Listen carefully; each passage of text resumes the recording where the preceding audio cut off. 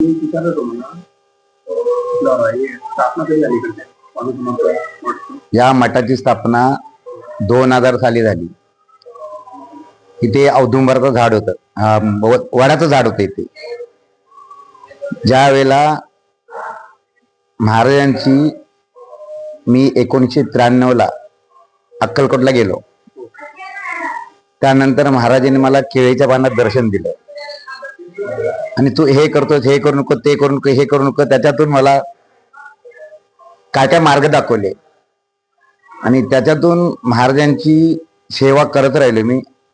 महाराजांनी मला 1993 जे दर्शन दिलं ते आज तागायत मी तसंच ठेवलेलं आहे, गुप्त.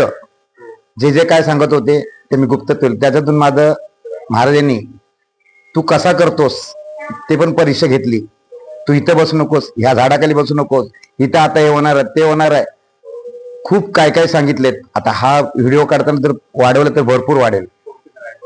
ते महाराजांनी मला, मी अगोदर लहान 10 बाय 10च्या रूम मध्ये राहतो, त्यानंतर माझी मंत्रालयात बदली झाली. मी सरकारी नोकर आहे.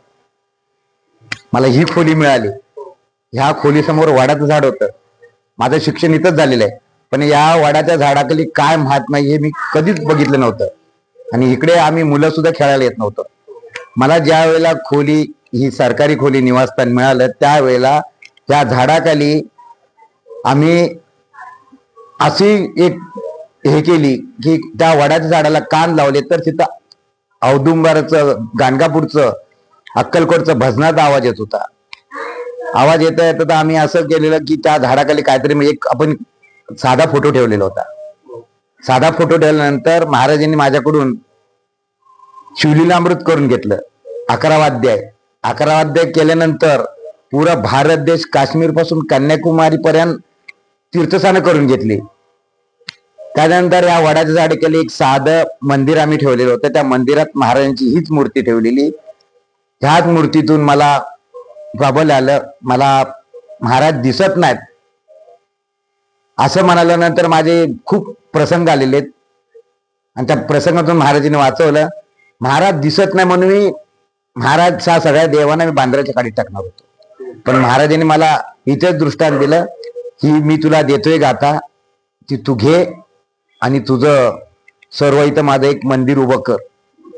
मंदिर उभं करायला साधी गोष्ट नाही, परंतु ते ह्या वडाच्या झाडाखाली हीच मूर्ती आम्ही बसवली होती. साधा मार्बल देवारा केला होता आणि तो मार्बल देवारा तुमच्या एका भक्ताने दिला होता आणि त्या भक्तांनी दिल्यानंतर हीच मूर्ती त्या देवाऱ्यात ठेवली होती. पूजा अर्चा, प्रगट दिन, 16 वेळा सगळं करत होतं. दत्त पौर्णिमा किंवा गुरुचरित्र पारायण, गुरुपौर्णिमा, हे उत्सव आम्ही करत होतो.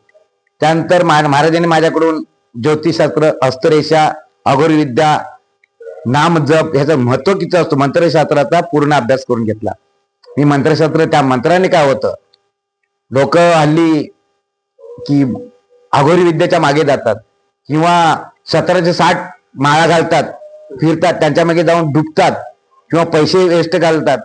त्याच्यातून मी लोकांना मार्गदर्शन करत आलो आजपर्यंत. आज 26 वर्ष झाली की तुम्ही नामस्मरणाच्या ह्याच्यात राहा, तुम्हाला काही होणार नाही. स्वामींची शक्ती भरपूर आहे आणि स्वामींची नामस्मरण केलं की तुम्हाला कुठलीही संकट येणार नाहीत. त्याच्यातून माझ्याकडून मार्गदर्शन करत आलोय मी. आज 26 वर्ष ती गादी चालवतोय. गादीवरती स्वामींनी दिलेले ओरिजिनल, आणि त्यासाठी मला महाराजांनी मांस, मच्छी, मटण सगळं सोडायला लावलं. 2.5 वर्ष ब्रह्मचार्य वस्तून तपस्या करायला लावली आणि संसार कर, परमात्मा कर. मला संसार पण महाराजांनी करायला लावले. आणि ह्या जागेत प्रगट दिन, गुरुपौर्णिमा आणि हे इतर छोटे मोठे हे असतात सण, असे सारे करतो. आणि ही सरकारी निवासस्थान 2012 साली मी स्वामींना सांगितलं की ही वडाच्या झाडाखाली तुमची मूर्ती आहे, मी इथून सोडून मी मीरा रोडला जाणार माझ्या रूम मध्ये, मग तुमची लोक भक्त येऊन कुठे बसणार, विसावणार.